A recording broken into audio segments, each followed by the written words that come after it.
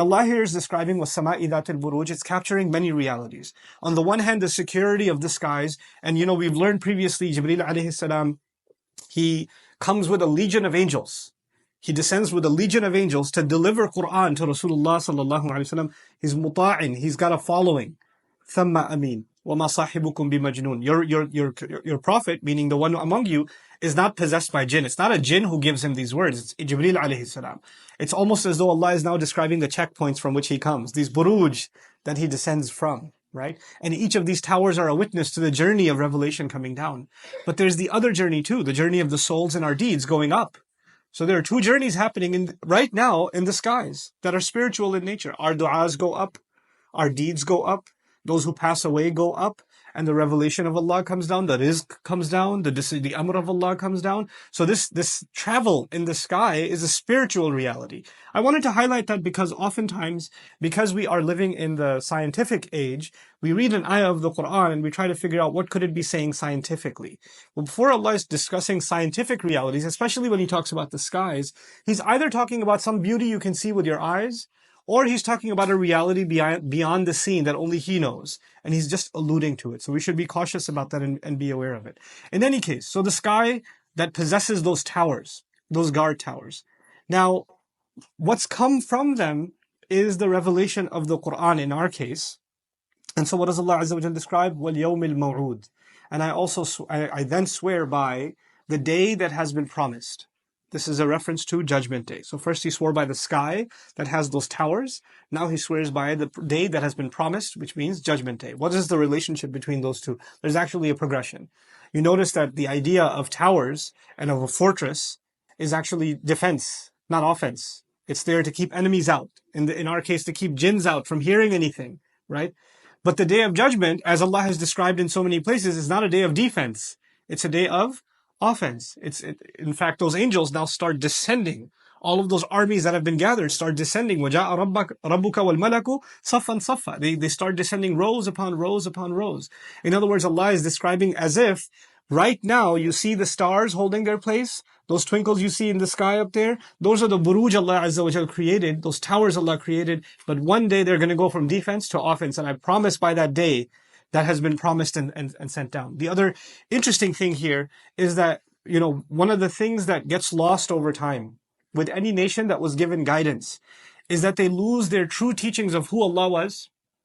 So the names, the qualities of Allah, the oneness of Allah, the uniqueness of Allah, the relationship they're supposed to have with Allah, those things start withering away and getting contaminated with culture, with ignorance, with other things. Similarly, it's the teachings about the akhirah, the day that has been promised. Those teachings become corrupted, colluded, confused with other things. People have a diluted version of them.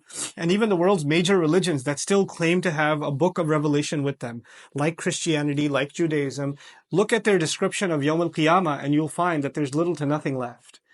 Of the original teachings that are preserved in the Quran, that promised day, not much of that is left. Tying these two ayat together, وَالسَّمَاءِ ذَاتِ الْبُرُوجِ وَالْيَوْمِ الْمَوْعُودِ. It is as if Allah is also saying, subhanahu wa ta'ala, that this final revelation that has come through such secure channels has come in a way that promised day and the truth about that promised day is also now secure. That will never disappear. So long as Quran is among us and it has been sent by such secure means, there's no way people are going to forget the promised day and what the truth about that promised day is.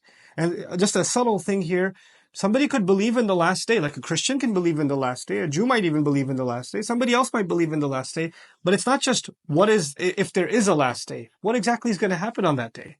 How is judgment going to be passed? What is going to be the way by which Allah will decide who succeeds and who fails? Those details are all confused. And now Allah, by calling it Al-Yawm al-Maw'ud, is describing a day that has not only just been promised that it's going to come over and over again, but a day whose details are well known and well defined. And they're clear.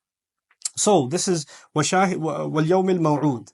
And then finally, Washahidin wa Mashhud. One of the most powerful ayat of the Quran. It's two small words, and so much is packed inside them that it's baffling. I'll start with the most obvious. So let's translate it first. He says, I swear by the sky that has towers. He says, I swear by the day that's been promised. And then he says, I swear by the witness and the one that has been witnessed. The witness and the witnessed. So for instance, right now, I'm the witness and you're being witnessed by me. Or you're the witness and I'm being witnessed by you. So we are shahid and mashhud to each other. That's the idea of shahid and mashhud. But if you look at it in the sequence of the ayat, the first thing that comes to mind is that the stars, what's the purpose of a tower? The security guard sits there up there, all the way up on top of those ladders, so he can look out. So he can what? Witness. And the entire scene that he's witnessing is the mashhud. It's what is being witnessed. Currently, the stars themselves are actually a shahid on us. Our deeds, our actions, what we are doing, even the stars are actually a witness against us. And that's one of the functions of the qasam also. One of the functions of the oath in the Quran, when Allah swears by something, He's actually turning it into a witness. So the stars, the sky is in fact a witness. And then the day that's been promised is the other way. It's the thing that shall be witnessed. Al-Yawm al-Maw'ud is actually the mashhud. It's going to be the day that shall have to be witnessed by everybody. So the sky is shahid, and the day that's been promised is actually the mashhud, one of the interpretations of it.